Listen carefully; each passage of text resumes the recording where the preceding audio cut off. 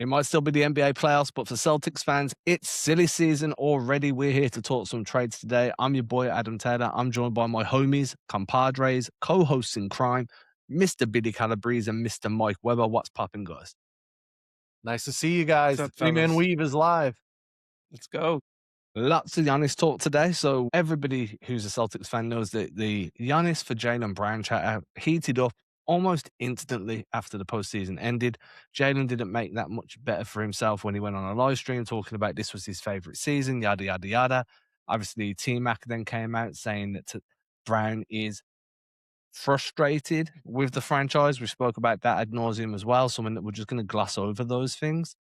We've also spoke about Brown's contract extension and whether that means he's going to be sticking around with Boston long term or it could lead to a trade. So we've done all of those things. They're all on the channel. Head back and watch them. Today, we're just diving into some trade ideas. So we've probably got about 6 or 7 different mock trades where we're kind of just going to break them down, read them out, put them up on screen, and then dissect whether or not it's worth it for each team involved. Billy, our resident cap guy, has done about 5 or 6 of them, and then Mike likes to mess around on the trade machine too. It's not really my forte, but I do like talking some trades too. Right, so Billy, I want to go through the ones you made first, and then we can switch over to Mike, and I think whoever makes the trade needs to be the one to at least put the trade forward. So ball's in your court, dude. Yeah, so let's just start with the simplicity of just a Brown for Giannis straight up trade. It works cap wise. It's about $1 million difference one way or the other. It makes the most sense. I don't think that the Bucks will get anything better than Jaylen Brown. Now the problem is that what they want? They want young guys, they want picks, they want other things. But just on the fact of like a dollar for dollar trade, Giannis for Jaylen Brown is pretty much as equal as you're gonna get. I do think the Bucks will ask for a pick or two. I think anything over 2 first-round picks added is a little too rich for my blood. I don't even like the idea of adding a pick. I think it's an even trade as is.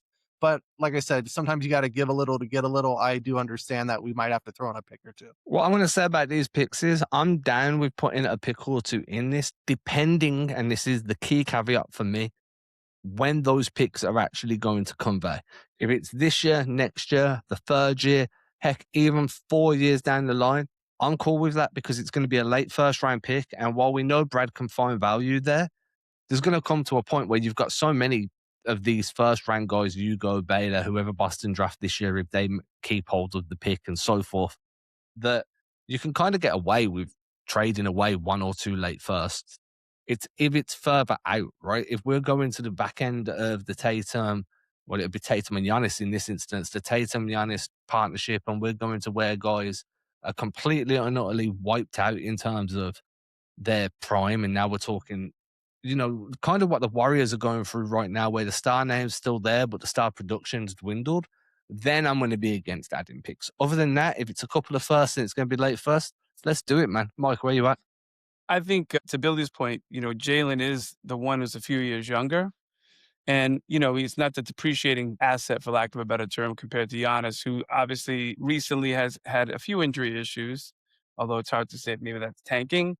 So I do see the argument of not giving up a ton from an asset perspective because you just don't know how things go. And we could always just revisit Paul Pierce and Kevin Garnett a few years back and that trade for Brooklyn and all that, right?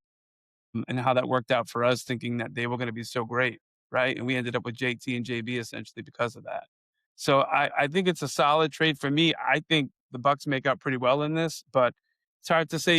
You hear things around the league, and it's like Giannis is a former MVP. Jaylen's never been an MVP. Giannis is an all-time first NBA guy. Jaylen's never made a first NBA team. So things like that come into conversation too, argument-wise.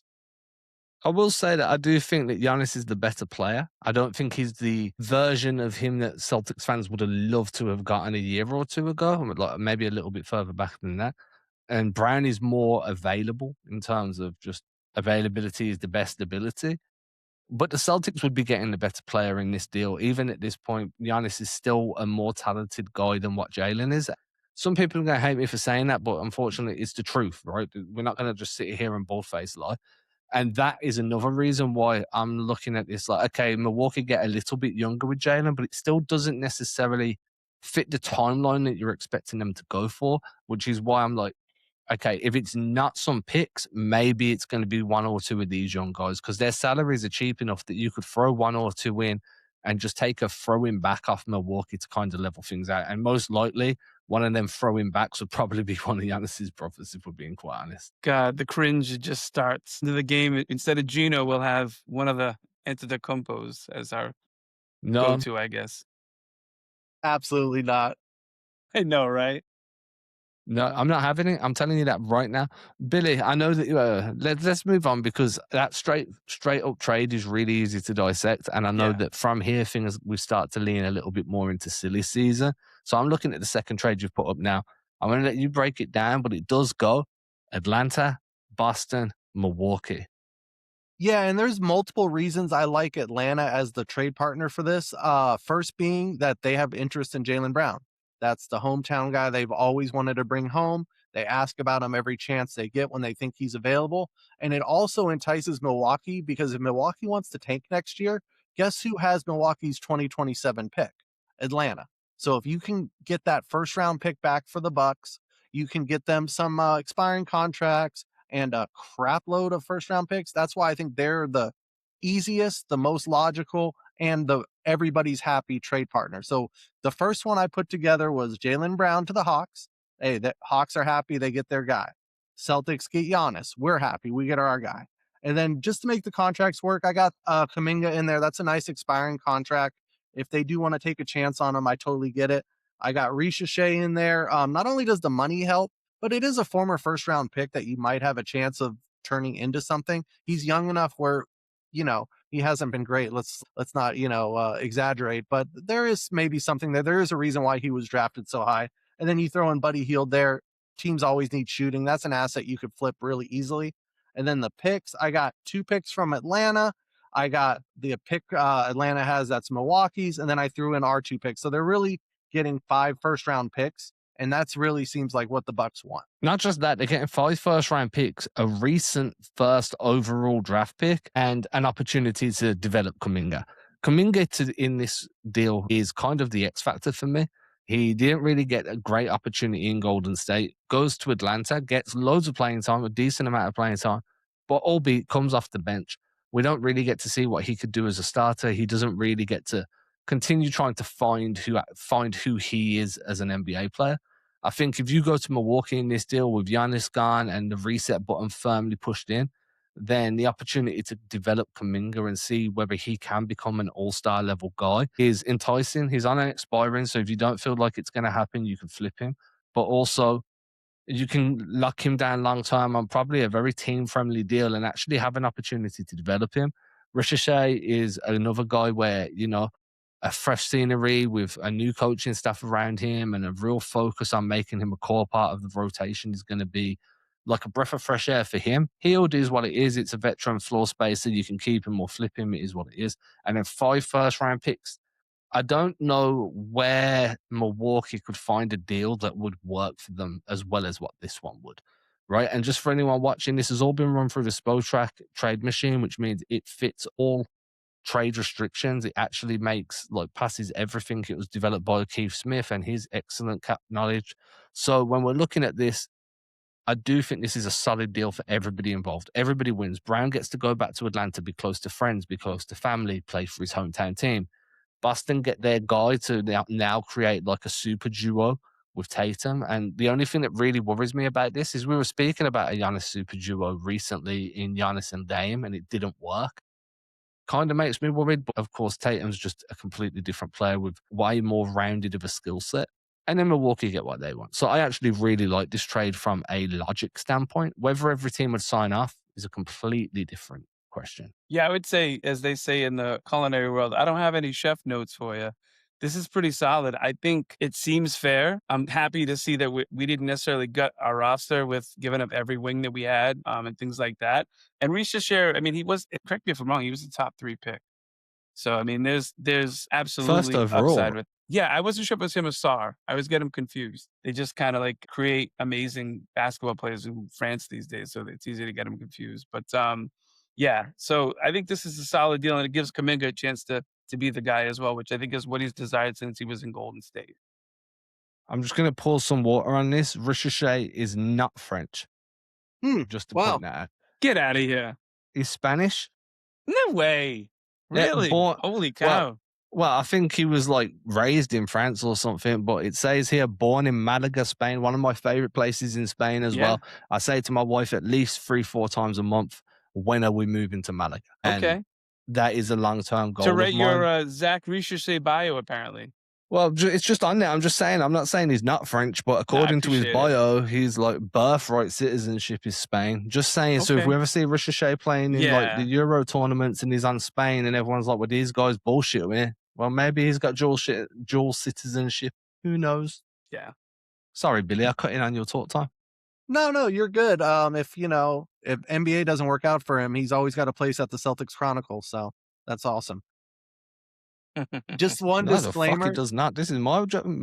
Sorry, I thought I had hiring power. My bad. One disclaimer I do want to go as we keep going. We are using this calendar year. We're not waiting till the July 1st reset because it seems Milwaukee's incentivized to make this trade now, either during the playoffs or before the draft, because they want to be Wow. active during the draft.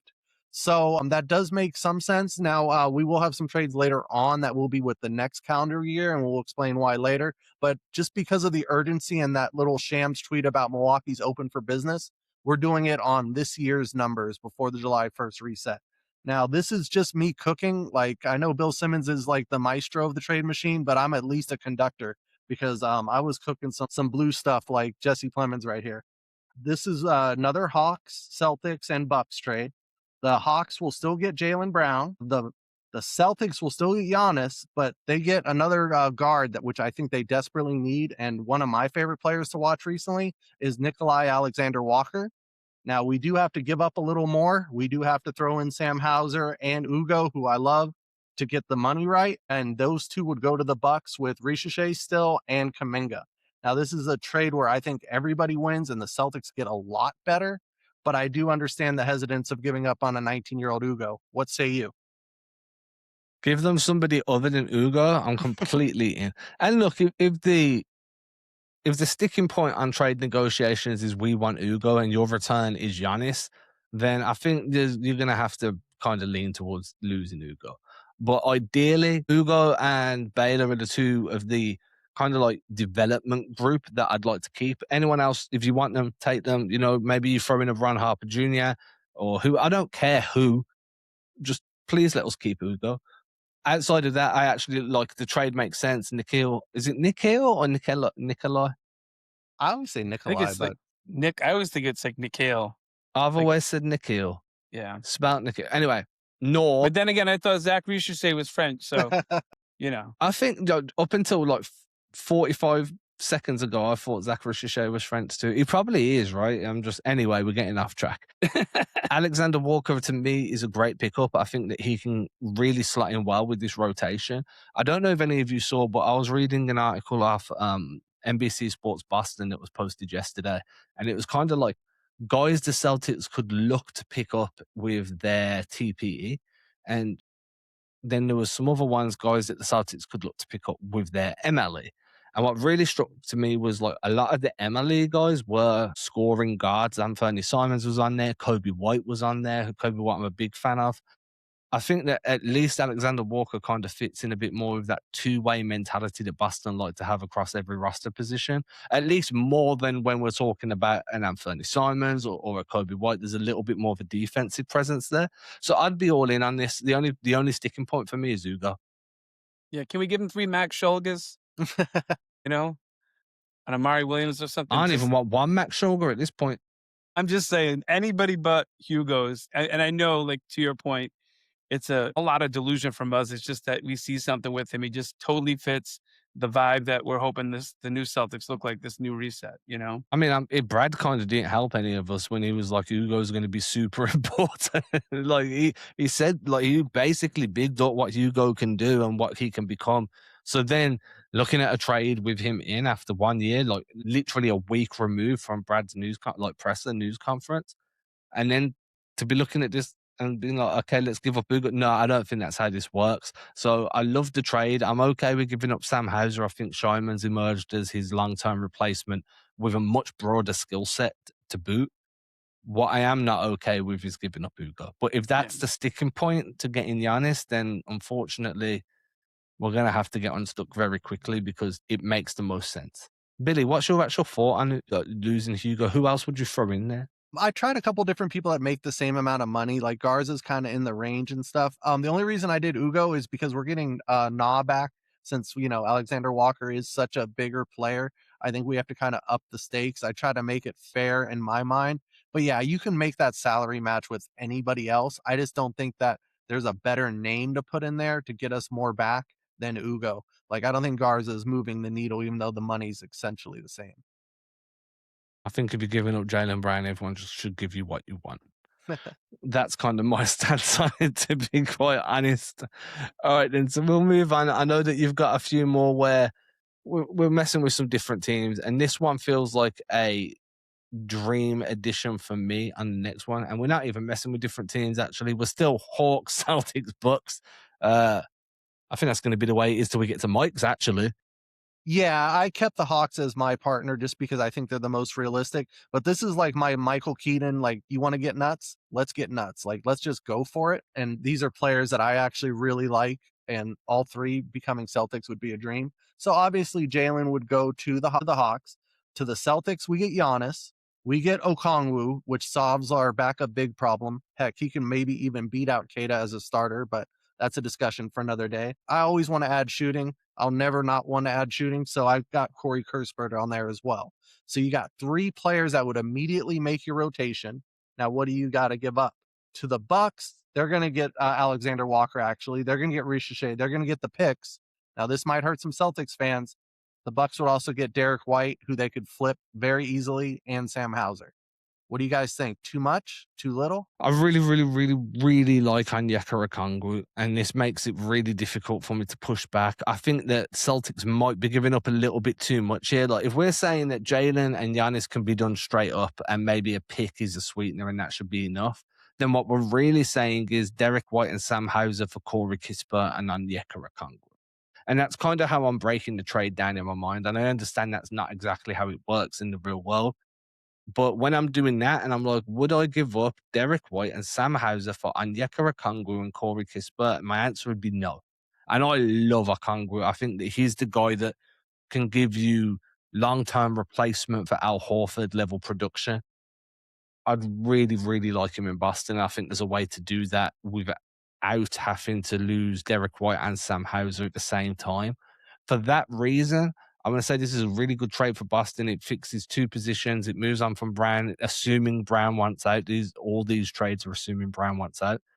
The Celtics don't really give up much in the way of first round stuff. Okay, they're giving one up in 2031. I think that might be right on the edge of where I'd be comfortable giving up a first round pick. I'd like it a year or two in 28, 29, around that period. Other than that, I'd be okay. But I think Derrick White is a really high price to pay for Onyeka Okongwu and Corey Kispert. Where you at with it, Mike? Yeah, I'm with you. Okongwu definitely would be listed as like one of my guys. And I call that like the player on another team that you're always like, man, I want that guy on my team. And so it's tough. I do think I see where Billy's going with this because honestly, the whole Derek White thing, it kind of is reminiscent of Drew Holiday being dangled by the Bucks, right? Such a tradable asset with a good contract to any winning team in the league would want if the Bucks wanted to trade him and get more assets. So there's that to be considered. So I do like it. It's tough, but it's like a if I have to like gun to my head here, I'm a no because of Derek White, but it's close. That's a really and that probably means it's a fair trade because we're biased, right? I mean, let's look at it from this way, Mark. I want your opinion on this first. Do you think if it was, let's remove the Giannis from the situation for a Yeah. moment and go Derrick White and Sam Hauser for Okongwu and Kispert, do you think that's a fair return? It's close. It depends on two things. One, am I relieved that Hauser's no longer blocking time for Hugo and my guy Shireman? That's number one. But number two, do I think that my system and my development can take Okongwu and make him more than just an awesome starter? Is he a possible borderline all-star talent? He showed excellent three-point shooting this year. He's got a lot of he's like if you took Al Horford and Rob Williams and made him a player. He's got great hops. He's really cerebral. It depends, and I think that's where you trust your scouting department. Do you think That you like getting Derrick White from the Spurs? Do you think that getting Okongwu, you're gonna unlock something to take him to another level? I think that's possible. I don't hate Kispert either. I think he's the guy, he's a system guy. If he was in the right system, I think he's a better defender than Hauser and not as good a shooter, but similar. That's fair. I can see that. And I kind of look at Kispert exactly the same way. Wish Sam Hauser, right? Billy, where are you with it? Yeah, it's kind of like getting like a Timu Sam Hauser back. So it's like I didn't really give up much. So I don't mind that. I probably would be mad at first, and then I'd be like, yeah, we probably win the Philly series if we just swap those players out. Like I would feel like pretty confident. And then I'd feel pretty confident against the Knicks too, because being able to throw Keita and Okongwu at those bigs, like I'd feel really good. I feel And really good having a Congo on the team, period. That's the dream target. And I understand we're not going to get there. I have no belief whatsoever that Atlanta is going to be okay passing up on Yeka Okongwu. I do not see him as a trade candidate. I actually think he's going to be core to what they build over the next 3 years. Does that mean I don't want him? No. Do I think there's some unspoken symmetry about finding Horford's replacement on the team that Horford left to join Boston originally? Yes, I do. I like that symmetry. Please give me more. So for that, yeah, I want a Congo in Boston. Whether or not I think Derrick White going out is the answer to do that, I'm not sure. I just think that White on his own, even after the bad series he just had, could probably net you a decent return. But that might be some bias speaking as well, if I'm no, being quite Mikal honest with Bridges got myself. the Knicks gave up 5 first round picks from Mikal Bridges. And what did Desmond Bain get? Come on, Derrick White's better than both those players. You're not going to convince me Yeah, otherwise. but did either of them get traded? And again, assuming like we're talking in hypotheticals here, but did either of them get traded off the back of a stinking first round series? That because White had a stinker, and I think He that's didn't shoot okay. He's well. had so many great series and so many great games for Boston. He was due a bad one. It's Yeah, just that and he had his 5 of them. contract is way better than Bain's contract. I think he makes almost half of what Bain makes. So just saying, apples, It's fair. Bane's apples younger and though, oranges. Yeah, considerably, like yeah. decently younger. Okay. Anyway, we're getting All off right. track. I do think that I'm agreeing with you. I think White is better than those guys, and I'm agreeing with you, Billy, where I think that a Okongwu coming back really changes the value of this trade because Giannis and a Okongwu together is just basketball porn for switchability. It is, dude. For switchability, it's just ridiculous. Yeah. Moving on, we've got another one from the Hawks, the Celtics, and Yeah. the Bucks.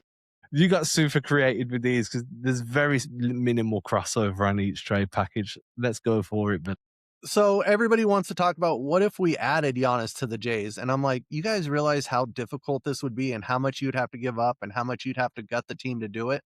The funny thing is we've got a report from Shams that Brad tried to do just that at the trade deadline when it was a lot easier because we had that Simons contract to put in there. You could just do Simons and White and basically get to Giannis. Obviously, the Bucks turned that down, but now without that Simons, 25, 26 mil, it's so difficult. So I just want to give Celtics fans an idea of what you'd be giving up to get Giannis, but to have him with the Jays. So the Hawks would get Derrick White, Sam Hauser, and Peyton Pritchard.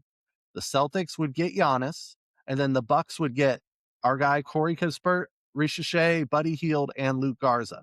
So you're essentially trading 4 guys for one. If you got and 4 guys that are like in our top 8 or 9, depending on how you feel about Garza, for Giannis, and you can have them with the Jays. What are you guys doing? so this is what I call an overcorrection. Celtics fans are not happy with the amount of threes that the Celtics take. So this is the deal. You are like, well, we're just going to trade away anyone that can hit a 3 outside of Tatum and Brown, right? Because now all of a sudden this team isn't the Boston Celtics, it's the Boston Singularity because there is nothing but gravity at the rim. Everything's just been pulled in. It's a black hole of 3-point devoid, man. It's a 3-point desert. I don't want this. Where's the spacing coming from? I also think there's not a great amount of crossover between Brown and Giannis in terms of I don't think they're going to be a good fit next to each other. Both are trying to pressure the rim. Both are trying to get downhill. The only difference is Giannis is going to yam it and Brown's going to pull up and pop in the mid range most of the time. I'm not a fan. I think that honestly, putting Pritchard in this trade kind of ended it for me on the spot. And that's wild when Derrick White and Sam Hauser are both in that trade too. And Pritchard's the guy where I'm like, no, nixing this on the dot. But I do think that Pritchard's value is at a point now in relation to his contract where I want to see him moved. Obviously, there's a decision to be made. He becomes extension eligible later in the summer or towards the start of the new season, and there's going to be some tough decisions there. Again, though, no, there'll be no floor spacing. I have no idea how that trio could work whatsoever, and quite honestly, quite frankly, I don't want to see him trying to attempt it. Brad's like, you like dunks, huh? Have I got dunks for you? Might as well put some trampolines on the floor and just turn it into a slam ball team. There you go. That sounds exciting. And who needs a point guard, right? Why have ball handlers, right? We have Max Shulga. What are you talking about? Starting Max Just run the Shulga. offense for Amari Williams, dude. It's the only passer left on the team not named Jason Tatum after Other this. than Tatum, yeah. Sorry, Billy, you built this trade and we've just shit all over it from start to finish. No, this was me You haven't making seen fun of mine yet. Celtics fan. Yeah, this is me making fun of Celtics fans that want to put the Jays with Yeah. Giannis. I'm like, okay, you want to do that. This is what it's going to look like. So this is just me holding up a mirror to be like, are you sure this is what you want? No, I'm not. Please don't give this to me. Yeah. Have you ever heard? I'm dating myself here. Have you ever heard the Spice Girls? I'll tell you what you want, what you really, really want. Yeah, there you go. Of course. Yeah. Shit. I hope this isn't what they're telling me because this is not what I want at all in the slightest. This sounds I don't like the think very Brad's the far spiteful opposite. one in the front office. I'm just saying. I don't think he's that spiteful. I don't think anyone's this spiteful. Like, this It's is okay. worse than someone taking your toys away when you're a kid.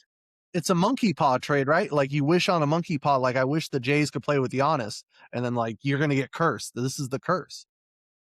So it's the Danhausen. You've been cursed. It's the Danhausen trade. Love that. Yeah, I don't want it. Sorry, Danhausen. I'm an AEW guy for AEW. So no, Danhausen, you can keep your curse. I do not want this. With that being said, I don't want it in any way, shape, or form. I don't think this works for Boston in any way, shape, or form. Makes sense for Milwaukee a little bit, I guess. I feel like Atlanta are the guys coming out on top in this one. Yeah, Atlanta comes off really good. Yeah, for sure. Right, last one. And Billy, I know this is one that you wanted to, last one from Billy. There's Yes. some off mic. I know you wanted to do this one because it's more of a caveat discussion. And the reason it's a caveat discussion is because it involves the TPE and there's some restrictions about how that TPE can be used in the next few weeks/months. So let's dive in there. Yeah, so a lot of people, I think I'll actually give credit to Simmons. I think he was the first one who's like, well, why don't we help out the Bucks and take Myles Turner into that TPE, give them some relief, and then they'll still get Brown, we'll still get Giannis, and then so on and so forth. Now, that's almost essentially impossible to do before the July 1st turnover of the NBA calendar year, just because using that TPE hard cap seat at the first apron, and if you're going to add Turner and Giannis to the roster, I tried every which way possible to get the math under that apron, and it just wasn't going to fly. So this would be a trade after July 1st. And what we would do is we'd have to give up Brown and Hauser to the Hawks. The Celtics would get Giannis, and then they would acquire Myles Turner in that TPE. And then the Bucks would get Alexander Walker, Kispert, Richiche, Buddy Hield, and all the picks that we had already kind of discussed. Now, this is a great trade all around if you're a Myles Turner guy. I'm kind of not. I kind of think that there's not a coincidence that he's never anchored a top 5 defense. I don't think he's the rim protector people think he is, and I don't think he's a good rebounder. I'd honestly rather have Kata for, a 16th of the price. But a lot of people like Myles Turner. He's a name. What do you guys think? I mean, I'm not a huge Miles Turner. I'm not like Miles Turner, get him and we're contending for 15 championships in 3 years because we're going to be that good. Teams in 20 years' time are just going to hand them to us. I'm not on that level of craziness. I do think that his floor spacing is important. What he gives you as a 5'8" big, it matters. I think that in terms of rim protection, maybe he's not that great. Rim deterrence, I think he's actually decent. His shot blocking numbers are good, and that makes players cautious when driving in the lane if he's roaming around the paint. I do think that Boston's ability to elevate defensive commitment from players within this system is important, and that could take Turner towards the level of defender that people think he is, especially with the length that Boston has rotating over from the weak side in someone like Jason Tatum, or if they're using a Roma role. if the Celtics go back to running a 5-man in drop with 1 through 4 switching, which isn't something they did a bunch during the postseason, then you can limit some of Turner's flaws while funneling people towards that shot blocking. There's a world where you can actually turn Turner into a really key piece on this Celtics team, especially if the coaches really double down on just accentuating what he can do well defensively. I agree. I don't think he's a great rebounder. I think putting him next to Jason Tatum alleviates a lot of that anyway, because then you've got one of the best rebounding forwards in the league next to you. Plus Giannis, who's just an elite rebounder too. And you kind of want to let him have that, like you want Giannis to kind of have that Westbrook freedom on that rip and run and getting downhill. So I think it could be a really great trade. I'm fine with giving up Jaylen Brown in this instance. The whole episode's built around trading Jaylen Brown for Giannis. I'm more than okay with giving up Sam Hauser, and then picks is fine again, depending on how far out they are. So I actually love this trade. It's just whether Milwaukee would be willing to wait until the TPE could actually be fully utilized. Yeah, as long as we don't get the Myles Turner from Milwaukee this year. The one from the Pacers was that whole season was just magical. That was a great team to watch.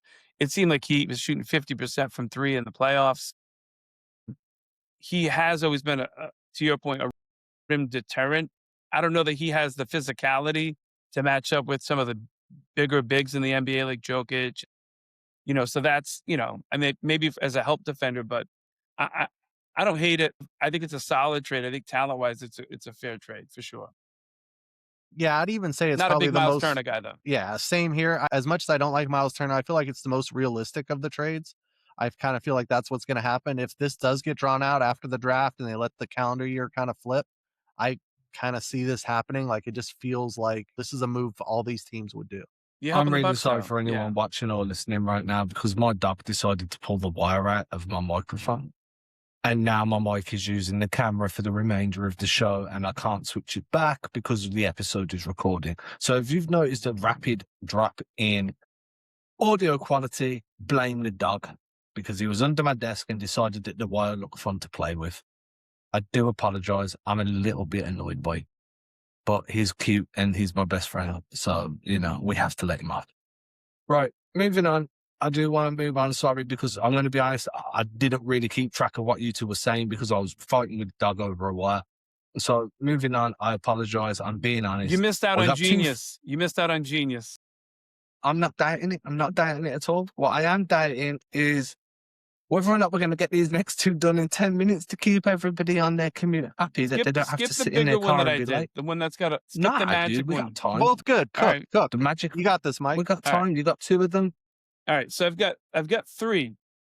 Two that have Giannis going to the Celtics, and one has Giannis getting rerouted, but still part of a trade, okay? So the first one is trying to solve the Magic's issue, which has been Paolo Banchero hasn't gotten any better.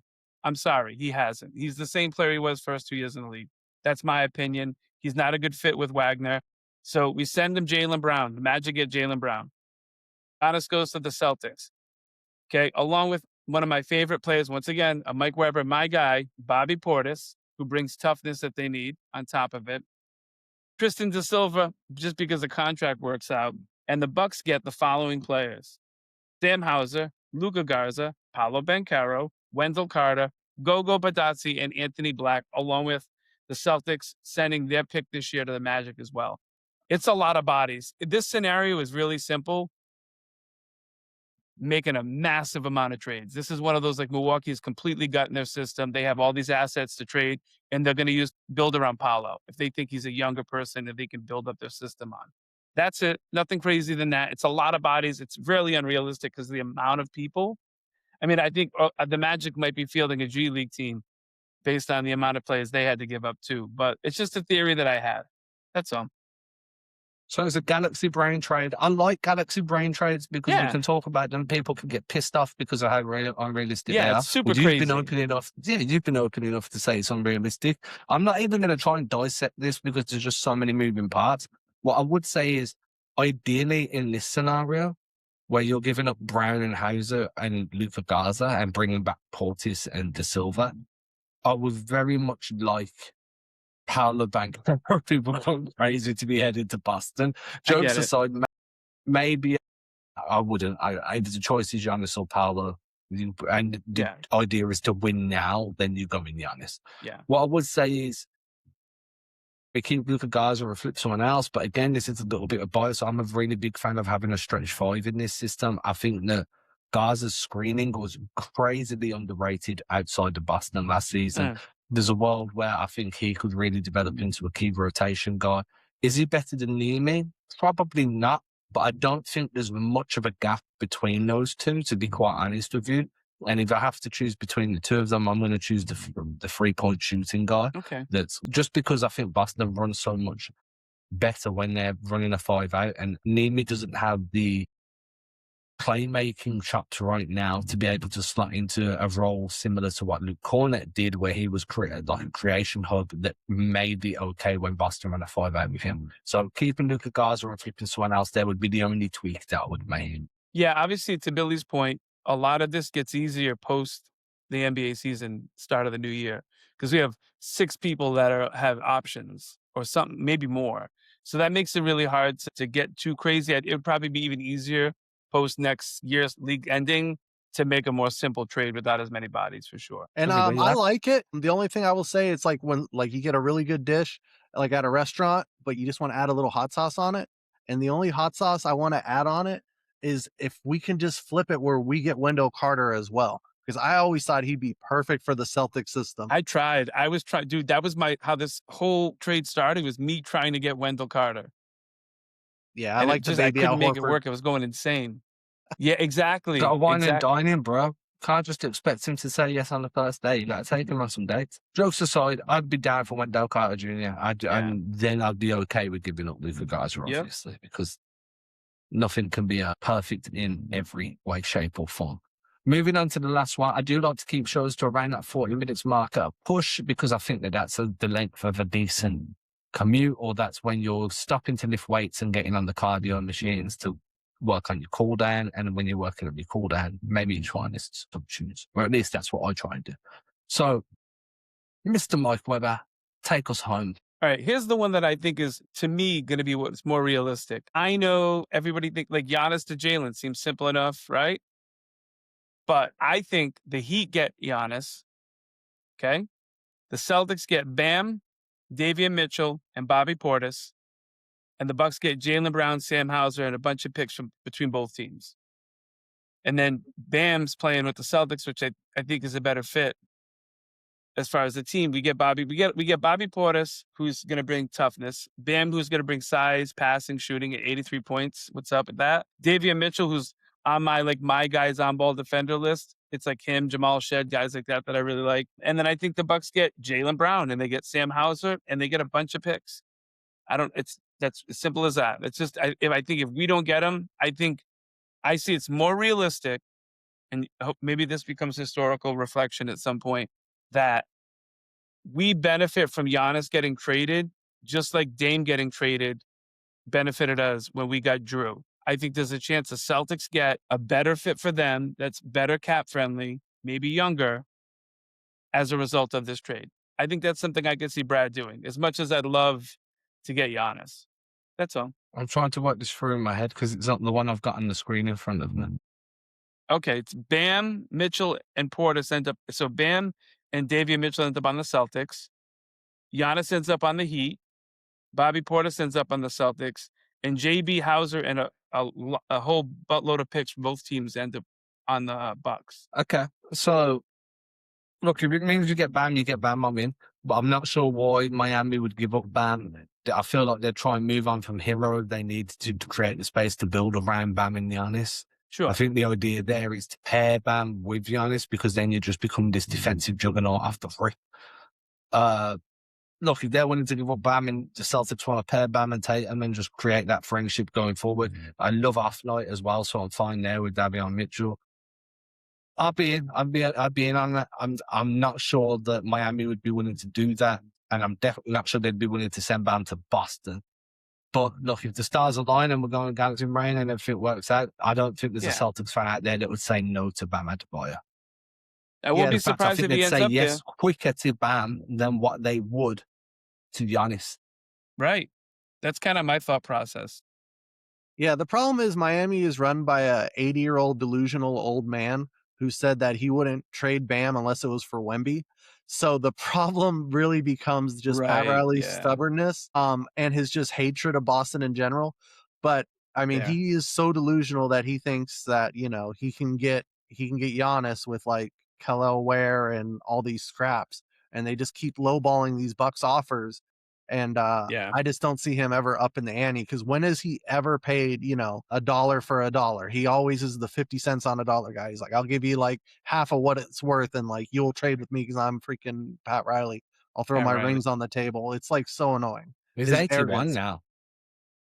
He is 81 now, yeah. 81. He's He's he's an I mean, at some point, octogenarian. it's time to give it up, right? It's someone else's turn at this point. Yeah, well, I'll drive him to the funeral or the retirement home. Not funeral home. I wouldn't do that. That's too mean. Retirement home. I forgot what it was called. That was 1-2, fam. Are we still holding a grudge from the Knicks days? What's going on here? Oh, man. Freudian slip, man. Sorry, Pat. Right, with that, everybody, let us know your own trade ideas. The comment section is open on the YouTube channel. Show us some love. Hit like, hit subscribe. Mikey did have another one that I'm just going to read out because I wrote about this on the Celtics Chronicle, the newsletter. Yeah, This yeah. wasn't one that Mike sent me before I wrote on the newsletter. This was just kind of like, must have been on the same path, like same wavelength.